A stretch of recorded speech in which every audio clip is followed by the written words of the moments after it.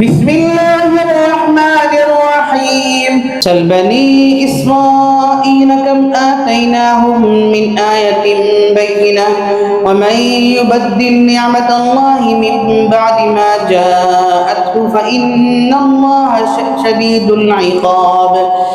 زين للذين كفروا الحياة الدنيا ويسخرون من الذين آمنوا والذين اتقوا فوقهم يوم القيامة والله يرزق من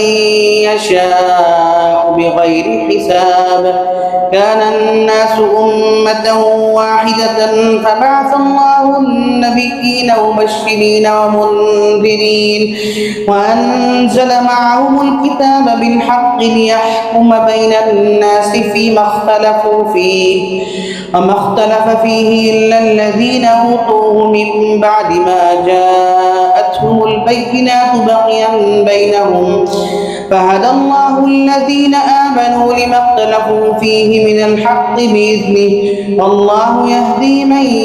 يشاء إلى صراط مستقيم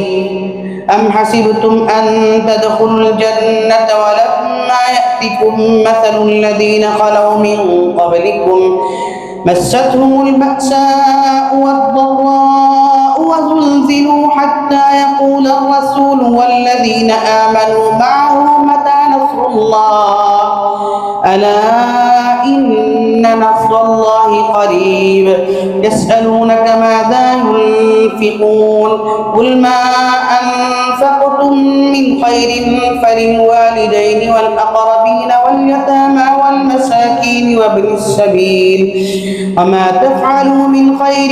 فإن الله به عليم كتب عليكم القتال وهو كره لكم وعسى